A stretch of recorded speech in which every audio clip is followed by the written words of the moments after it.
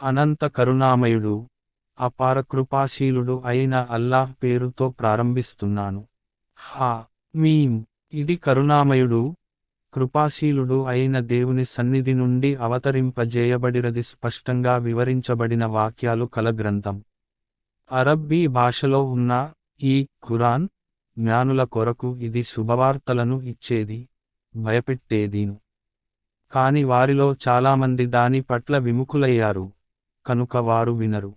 వారు ఇలా అంటారు, నీవు దేని వైపునకు మమ్మల్ని పిలుస్తూ అన్నావో దానిని గురించి మా హృదయాలను తెరలు కప్పివేశాయి, మా చెవులు చెవిటివైపోయాయి. మాకు నీకు మధ్య ఒక తెర అడ్డుపడిరది.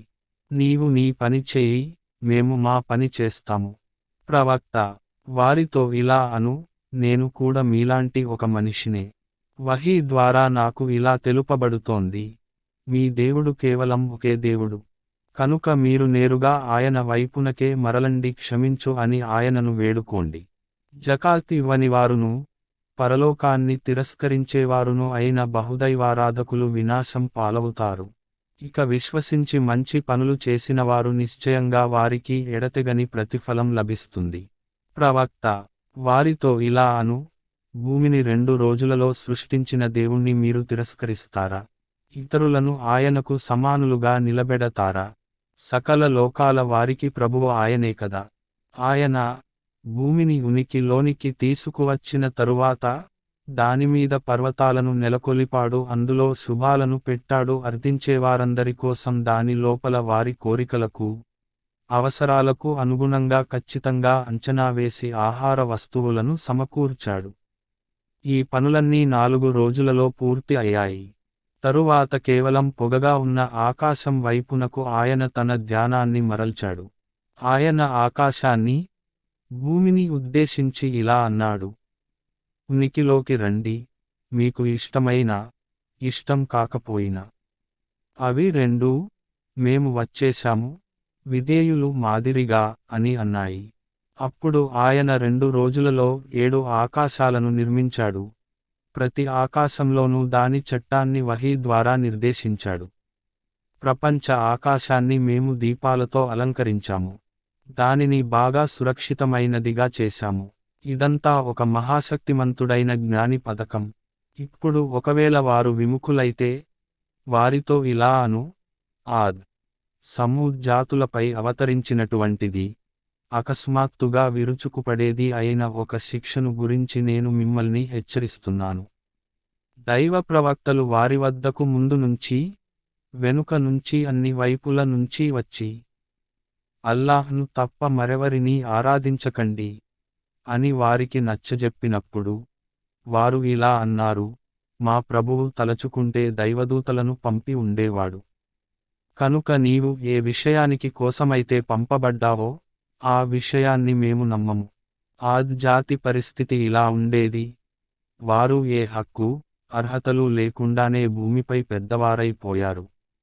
మాకంటే ఎక్కువ బలవంతుడెవడు అన్నాడు అని అనసాగారు. వారిని సృష్టించిన దేవుడు వారికంటే ఎక్కువ బలవంతుడనే విషయానికి వారికి స్ఫురించలేదా? వారు మా వాక్యాలను తిరస్కరిస్తూనే ఉండేవారు. చివరకు మేము వారికి ఈ లోకంలోనే అవమానకరమైన శిక్షను రుచి చూపించాలని, కొన్ని అశుభకరమైన దినాలలో తీవ్రమైన తుఫాను గాలిని వారిపైకి పంపాము. పరలోక శిక్ష అయితే దీనికంటే కూడా ఎంతో అవమానకరమైనది. అక్కడ వారికి సహాయపడే వాడెవ్వడూ ఉండడు. ఇక సమూద్ జాతివారు మేము వారి ముందు సత్యమార్గాన్ని పెట్టాము, కాని వారు మార్గాన్ని చూడటానికి బదులుగా అంధులుగా ఉండిపోవటానికే ఇష్టపడ్డారు. చివరకు వారి అకృత్యాలకు ఫలితంగా అవమానకరమైన శిక్ష వారిపై విరుచుకుపడిరది. విశ్వసించి మార్గభ్రష్టత్వానికి, దుష్కర్మలకు దూరంగా ఉండేవారిని మేము రక్షించాము. అల్లాహ్ యొక్క ఈ శత్రువులు నరకం వైపునకు పంపబడటానికి సమీకరింపబడే సమయాన్ని గురించి కొంచెం ఆలోచించు. వారి పూర్వీకులను, వారి వెనుకవారు వచ్చే వరకు ఆపటం జరుగుతుంది. తరువాత అందరూ అక్కడకు చేరినప్పుడు, వారి చెవులు, వారి కళ్ళు, వారి శరీర చర్మాలు వారు ప్రపంచంలో చేస్తూ ఉన్న దానిని గురించి సాక్ష్యమిస్తాయి. అప్పుడు వారు తమ శరీర చర్మాలను, మీరు మాకు వ్యతిరేకంగా ఎందుకు సాక్ష్యం చెప్పారు అని అడుగుతారు. అవి ఇలా సమాధానం చెబుతాయి, ప్రతి వస్తువుకు మాట్లాడే శక్తిని ఇచ్చిన దేవుడే మాకు మాట్లాడే శక్తిని ఇచ్చాడు. ఆయనే మిమ్మల్ని మొదట సృజించాడు, ఇప్పుడు ఆయన వైపునకే మీరు మరల్పబడుతున్నారు. ప్రపంచంలో మీరు రహస్యంగా నేరాలు చేస్తూ ఉన్న అప్పుడు, స్వయంగా మీ చెవులే, మీ కళ్ళే, మీ శరీర చర్మాలే మీకు వ్యతిరేకంగా సాక్ష్యమిస్తాయనే ఆలోచన మీకు ఉండేదే కాదు. అంతేకాదు, మీరు చేసే చాలా పనులను గురించి అల్లాహ్కు కూడా తెలియదని మీరు అనుకునేవారు. మీరు మీ ప్రభువు పట్ల కలిగి ఉన్న ఈ ఆలోచనే మిమ్మల్ని నట్టేట ముంచింది. ఈ కారణం వల్లనే మీరు నష్టానికి గురి అయ్యారు. ఈ స్థితిలో వారు సహనం చూపినా, చూపకపోయినా, అగ్నియే వారి నివాస స్థానం అవుతుంది. ఒకవేళ వారు క్షమాభిక్ష కోరినా, అటువంటి అవకాశమేదీ వారికి ఇవ్వబడదు. మేము వారికి సహచరులుగా ఎటువంటి వారిని తగిలించామంటే, వారు వారికి ముందు వెనుక ఉన్న ప్రతి వస్తువును ఆకర్షకంగా మలచి చూపించేవారు. చివరకు వారికి పూర్వం గతించిన జిన్నాతులు, మానవుల వర్గాల విషయంలో జరిగిన శిక్షా నిర్ణయమే వారి విషయంలో కూడా జరిగింది. నిస్సందేహంగా వారే నష్టానికి గురి అయినవారు. ఈ సత్యతిరస్కారులు ఇలా అంటారు, ఈ ఖురాన్ను అసలు వినకండి. అది వినిపించబడేటప్పుడు వినబడకుండా విఘ్నం కలిగించండి. బహుశా ఇలాగైనా మీరు ప్రాబల్యం వహించవచ్చు. మేము ఈ అవిశ్వాసులకు కఠినమైన శిక్షను తప్పకుండా రుచి చూపిస్తాము. వారు చేసిన పరమ దుష్కార్యాలకు పూర్తి ప్రతిఫలం వారికి ఇస్తాము. అది నరకం, అల్లాహ్ శత్రువులకు ప్రతిఫలంగా దొరికేది. అందులోనే వారు శాశ్వతంగా నివసిస్తారు. వారు మా వాక్యాలను తిరస్కరిస్తూ వచ్చిన నేరానికి ఇది శిక్ష. అక్కడ ఈ అవిశ్వాసులు ఇలా అంటారు, మా ప్రభూ, మమ్మల్ని మార్గభ్రష్టులుగా చేసిన జిన్నాతులను, మానవులను కొంచెం మాకు చూపించు. మేము వారిని మా పాదాల క్రిందపడవేసి తొక్కుతాము, వారు మరింత పరాభవం పాలు కావటానికి. అల్లాహే మా ప్రభువు అని పలికి ఆ మాట మీదనే స్థిరంగా నిలబడే వారిపై నిశ్చయంగా దైవదూతలు అవతరిస్తారు. వారు వారితో ఇలా అంటారు, భయపడకండి, బాధపడకండి, మీకు వాగ్దానం చేయబడిన స్వర్గం అనే శుభవార్తను విని ఆనందించండి. మేము ఈ ప్రాపంచిక జీవితంలో కూడా మీకు సహచరులుగా ఉంటాము, పరలోకంలో కూడా. అక్కడ మీరు కోరినదల్లా మీకు లభిస్తుంది, మీరు ఆశించే ప్రతి వస్తువు మీదవుతుంది. ఇవి మీకు లభించే ఆతిథ్యపు ఏర్పాట్లు, క్షమాశీలుడు, కరుణామయుడు అయిన దేవుని వైపు నుండి. అల్లాహ్ వైపునకు పిలిచి మంచి పనులు చేసి, నేను ముస్లింను అని ప్రకటించే వ్యక్తి మాట కంటే మంచి మాట మరెవరిది కాగలదు. ప్రవక్త, మంచి, చెడు ఒకటి కావు. నీవు చెడును శ్రేష్టమైన మంచి ద్వారా తొలగించు.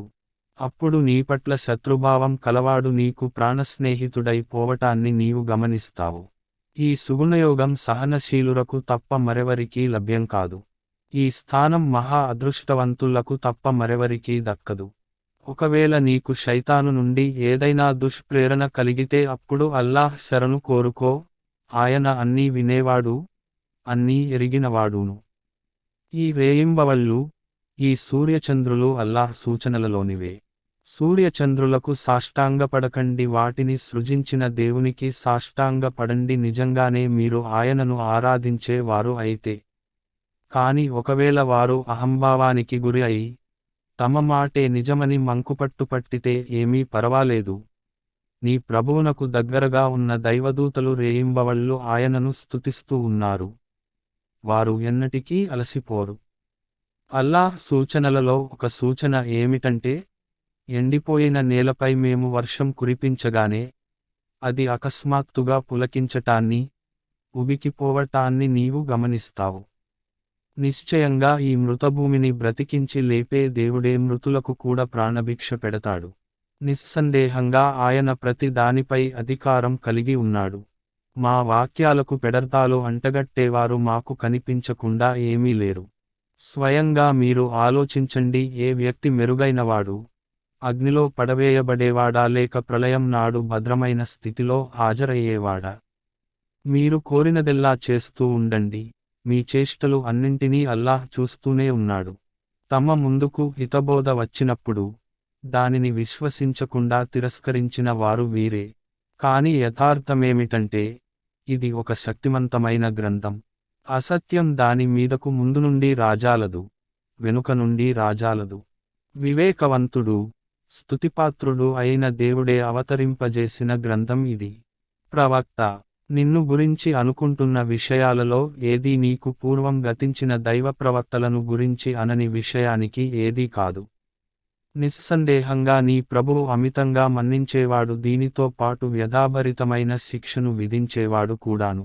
ఒకవేళ మేము ఈ ఖురాన్ను అరబ్బీయేతర భాషలో పంపి ఉన్నట్లయితే వారు ఇలా అని ఉండేవారు, దీని ఆయతులు స్పష్టంగా ఎందుకు వివరించబడలేదు.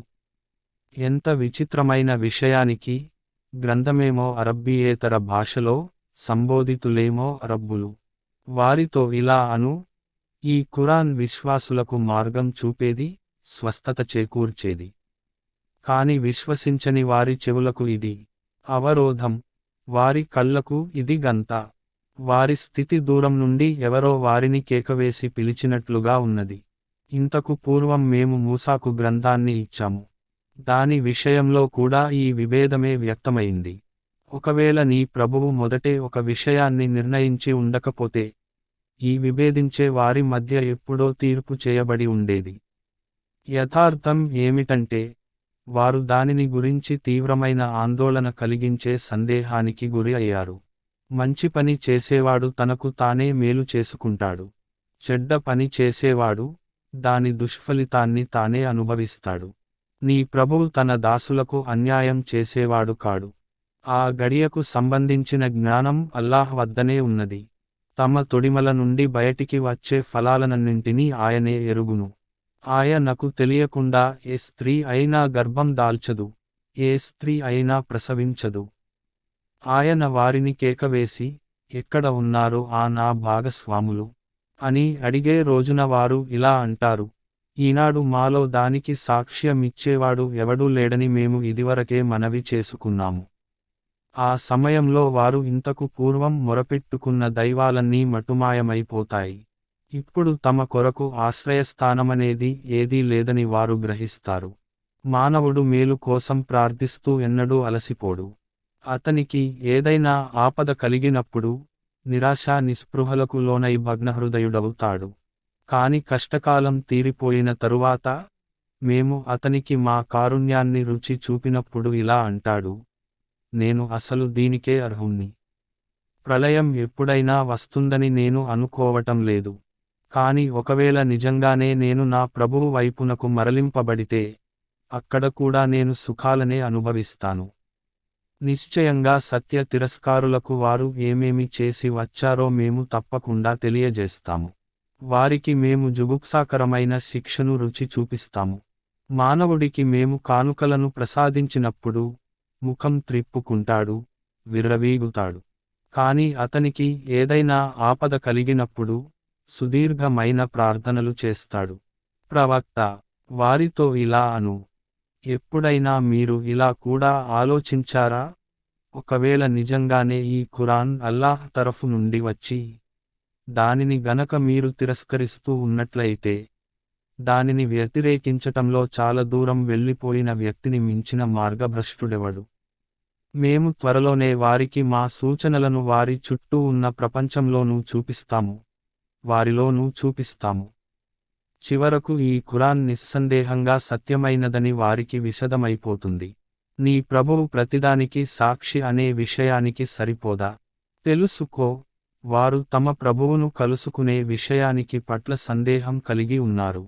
విను, ఆయన ప్రతి వస్తువును పరివేష్టించి ఉన్నాడు.